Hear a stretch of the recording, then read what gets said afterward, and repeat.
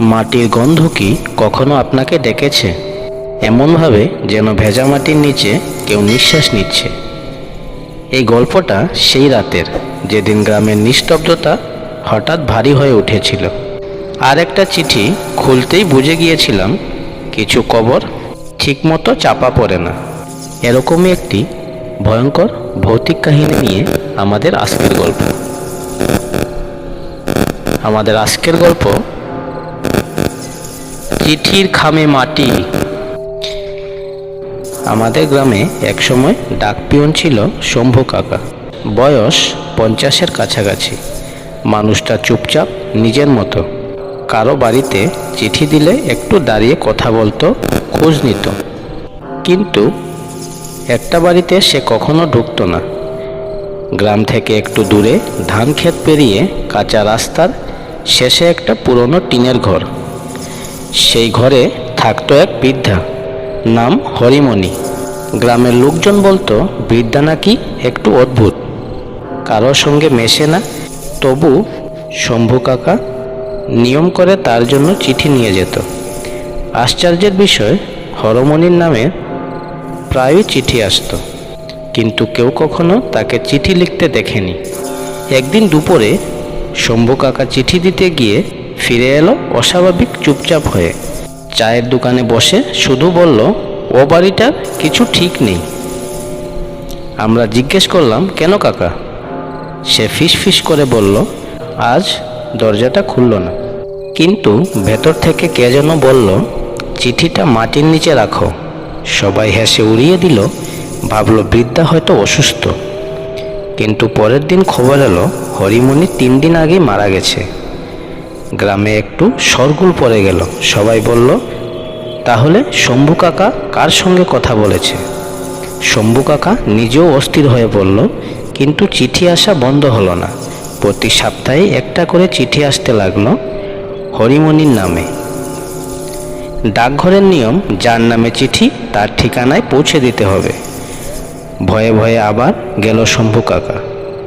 ঘরের দরজায় তালা ঝুলছে, চারপাশে ঝোপঝাড়। ভেতরে কেউ থাকার প্রশ্নই নেই।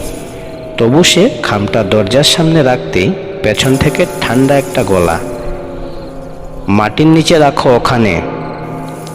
শম্ভু কাকার হাত কেঁপে উঠল। চারপাশে কেউ নেই, শুধু বাঁশঝাড়ে বাতাস। সে সাহস করে বাড়ির পেছনে গেল। মাটিতে যেন নতুন খোঁড়া দাগ। ভয় আর কৌতূহল মিলিয়ে সে একটু খুঁড়তেই হাত লেগে গেল একটা পুরনো টিনের বাস্কে। বাস্কটা খুলতেই দেখা গেল ডজনখানেক পুরনো চিঠি, সবই হরিমণির নামে। আর প্রতিটা খাম খুলে ভেতরের কাগজ বের করা। শম্ভু কাকা একটা চিঠি খুলে পড়তে গিয়ে জমে গেল। ভেতরে লেখা, আমি জানি তুমি আমাকে একা কবর দিয়েছ, কিন্তু আমি একা থাকতে চাই না। প্রতি চিঠিতে আমি একটু একটু করে ফিরছি। শম্ভু কাকার বুক ধড়ফড় করতে লাগলো। ঠিক তখনই পেছনে পায়ের শব্দ। ধীরে ধীরে ঘুরে দেখলো হরিমণি দাঁড়িয়ে, চোখ দুটো ফ্যাকাশে, শরীরের অর্ধেক যেন মাটির সঙ্গে মিশে আছে। সে বলল, তুই তো আমায় মাটির নিচে চাপা দিয়েছিলি, মনে আছে? শম্ভু কাকা হাঁটুতে বসে পড়ল। তাহলে বছরখানিক আগে গ্রামের লোকজন জানতো হরিমণি নাকি একা মারা গেছে, কিন্তু সত্যিটা ছিল অন্য। সেদিন রাতে ঝড় হচ্ছিল। শম্ভু কাকা চিঠি দিতে গিয়ে দেখে হরিমণি মাটিতে পড়ে আছে, নিঃশ্বাস খুবই ক্ষীণ। ভয় পেয়ে যায় সে। লোকজন ডাকতে গেলে যদি ঝামেলা হয় পুলিশ আসে। এই ভয়ে সে একাই বাড়ির পেছনে একটা গর্ত খুঁড়ে হরিমণিকে মাটির নিচে চাপা দেয়। তখন তার মনে হয়েছিল বৃদ্ধা হয়তো আগেই মারা গেছে, কিন্তু আজ সেই ভুলের ফল সামনে দাঁড়িয়ে। হরিমণির ফ্যাকাশে মুখে অদ্ভুত হাসি। সে ধীরে ধীরে বলল, আমি তখনও বেঁচে ছিলাম, শ্বাস নিচ্ছিলাম, মাটির নিচে শুয়ে শুয়ে তোর নাম ধরেছিলাম। শম্ভু কাকার গলা শুকিয়ে গেল। চারপাশে হঠাৎ বাতাস থেমে গেল। বাঁশঝাড়ের পাতাগুলোও যেন নিঃশব্দ। কেবল মাটির নিচ থেকে যেন কারো নখ দিয়ে আঁচড়ানো শব্দ আসছে। হরিমণি আবার বলল, আমি একা থাকতে পারিনি, তাই তোকে চিঠি পাঠাচ্ছিলাম। এক একটা চিঠি এক একটা ডাক। শম্ভু কাকা কাঁপতে কাঁপতে বলল, আমি ভুল করে ফেলেছিলাম। হরিমণি ধীরে ধীরে এগিয়ে এলো। তার পায়ের নিচে মাটি যেন নরম হয়ে যেতে লাগলো। ভুলেরও দাম দিতে হয় শম্ভু। হঠাৎ মাটির নিচ থেকে একটা ঠান্ডা হাত বেরিয়ে এলো। তারপর আরেকটা, যেন কেউ ভেতর থেকে উঠতে চাইছে। শম্ভু কাকা চিৎকার করে দৌড়ে পালাতে গেল, কিন্তু পা যেন ভারী হয়ে গেছে, মাটিতে ডুবে যাচ্ছে। হরিমণির কণ্ঠ ভেসে এলো, যখন আমাকে মাটির নিচে রেখেছিলি তখনও আমি শ্বাস নিচ্ছিলাম। আজ তুই বুঝলি মাটির নিচে শ্বাস নিতে কেমন লাগে।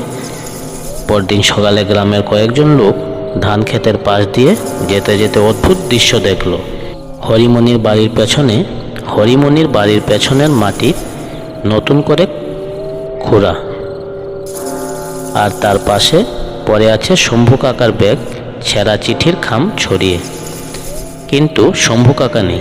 লোকজন অনেক খোঁজাখুঁজি করলো, কোথাও তাকে পাওয়া গেল না। শুধু সেই গর্তটার